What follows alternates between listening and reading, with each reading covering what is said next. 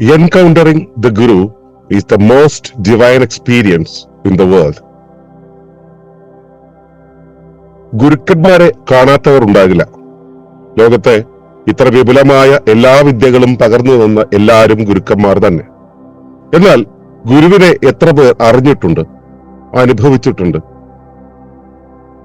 പ്രണയത്തിലും വിപുലവും വിശുദ്ധവും അപരിമേയവുമായ വഴിയിലൂടെ ഗുരുവിനെ അനുഭവിച്ചവർക്കാണ് ഗുരുത്വത്തെ അറിഞ്ഞിരിക്കാനാവുക.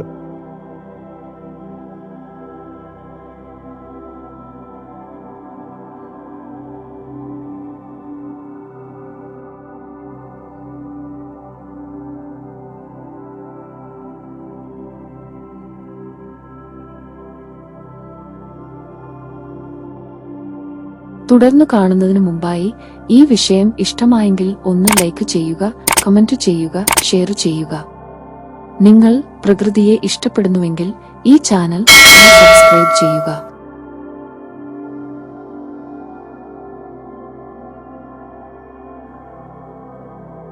ഏവർക്കും നമസ്കാരം.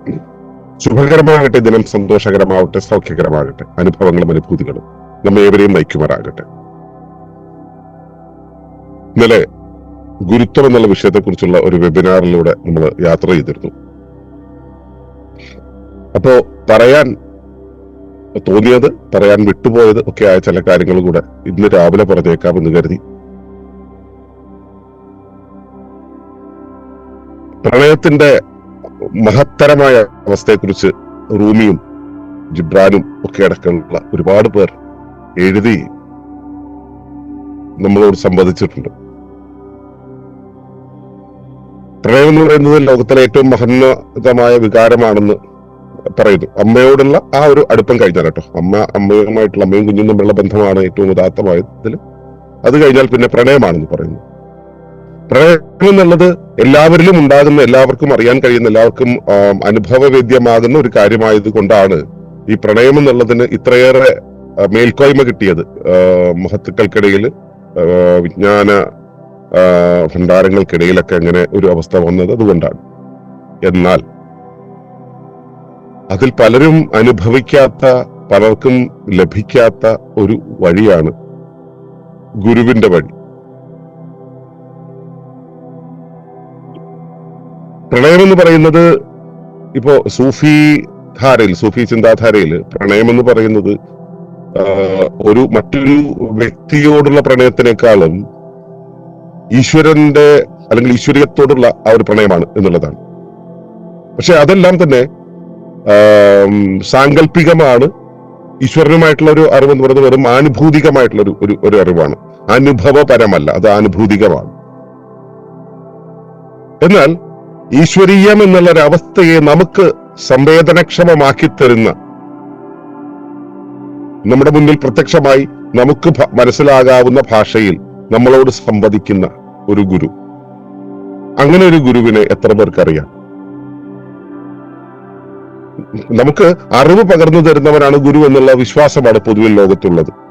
അപ്പൊ അങ്ങനെയുള്ള അറിവ് പകർന്നു തരുന്നവർ കാക്കത്തൊള്ളായിരമുണ്ട് ലോകത്ത്. എല്ലാവരും നമ്മൾ 1ാം ക്ലാസ്സിൽ പഠിപ്പിച്ച കാലം മുതൽ നമുക്ക് നീന്തൽ പഠിപ്പിച്ച, ഡ്രൈവിംഗ് പഠിപ്പിച്ച, സൈക്കിൾ ഓടിക്കാൻ പഠിപ്പിച്ച, സാമ്പാർ ഉണ്ടാക്കാൻ പഠിപ്പിച്ചവരൊക്കെ ഗുരുക്കന്മാരാണ്. അപ്പൊ നമുക്ക് ഒരു വിദ്യ പകർന്നു തന്ന, നമുക്ക് ഒരു വഴി കാണിച്ചു തന്ന, അല്ലെങ്കിൽ ഒരു വഴി പകർന്നു തന്ന ആളുകളെല്ലാം തന്നെ ഗുരുക്കന്മാരാണ്. പക്ഷേ നമ്മെ എടുത്ത് കാണിച്ചു തരുന്ന, നമ്മുടെ സ്വത്വത്തെ എടുത്ത് അനുഭവിപ്പിച്ചു തരുന്ന ആ ഗുരു എന്ന് പറയുന്നത് അമ്മ എന്ന ഗർഭപാത്രത്തെയും പേറുന്ന ഒരു മഹാഗർഭപാത്രത്തോളം വലുതാണ് എന്നത് അനുഭവിച്ചാൽ മാത്രം അറിയുന്ന കാര്യങ്ങൾ. നാം എത്രത്തോളമാണെന്ന് നമ്മുടെ ചിന്തയുടെ വഴികൾ ചെന്ന ഒരു മണ്ഡലമുണ്ടല്ലോ, അതിന്റെ മുകളിലും താഴെയും വശത്തുമായിട്ട് നമുക്ക് കണ്ടറിയാവുന്ന ദിക്കുകൾക്കും അപ്പുറത്ത് അവിടെ എന്തെല്ലാം ഉണ്ടെന്ന് സമഗ്രമായി, എല്ലാ അർത്ഥത്തിലും എല്ലാം പൊതിഞ്ഞ്, എല്ലാം കണക്കാക്കി, എല്ലാത്തിനെയും ചേർത്തിണക്കി അവതരിപ്പിച്ച് നമുക്ക് ബോധ്യപ്പെടുത്തി തന്നത് ആരാണോ, അങ്ങനെ ആരെങ്കിലും ബോധ്യപ്പെടുത്തി തന്നിട്ടുണ്ടോ എന്നത് ആദ്യം പരിശോധിക്കേണ്ടതുണ്ട്. അങ്ങനെ ആരെങ്കിലും ബോധ്യപ്പെടുത്തി തന്നിട്ടുണ്ടെങ്കിൽ അത് ജീവിതം മുഴുവൻ നമ്മളെ നിറഞ്ഞ് പൊതിഞ്ഞു സൂക്ഷിക്കുന്ന ഒന്നായിരിക്കും. ആദ്യാനുരാഗത്തെ കുറിച്ച് നമുക്ക് എല്ലാവർക്കും പറയാനുണ്ടാവും. ആദ്യാനുരാഗം എന്ന് പറയുന്നത് നമ്മുടെ ഉള്ളിലെ അനുരാഗം എന്തെന്ന്, നമ്മുടെ ഉള്ളിലെ മറ്റേ കാമം ആകുന്നതിന് മുമ്പ് നമ്മുടെ ഒരു ഇച്ഛയുടെ വിശുദ്ധിയും നൈർമല്യവും എല്ലാം കൂടെ ചേർത്തിണക്കി കൊണ്ടുവന്നത് എന്താണെന്ന് നമ്മെ ബോധ്യപ്പെടുത്തി തരുന്നതാണ്.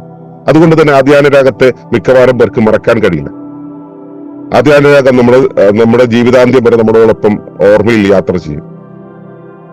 അതിലും വിപുലമായത്, അതിലും വിശുദ്ധമായത്, അതിലും അപരിമേയമായത്, ഒരു പരിമിതിയില്ലാതെ വലിപ്പത്തിലായിരിക്കുന്നത്. എന്നാലോ ആദ്യ പ്രണയം പോലും ഒരുപക്ഷെ രണ്ടാമതൊരു പ്രണയം മുമ്പ് നിന്നുപോയി എന്ന് വരും.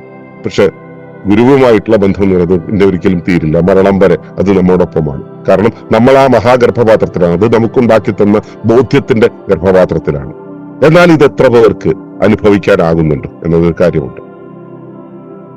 നമുക്ക് എത്ര പേർക്കാണ് ഇത് അനുഭവിക്കാനാവുക എന്നത് ഒരു നല്ലൊരു ഗുരുവിനെ കിട്ടിയാൽ എല്ലാവർക്കും അനുഭവിച്ചു കൂടെ എന്ന് നമുക്ക് ആലോചിക്കാം. കഴിയില്ല.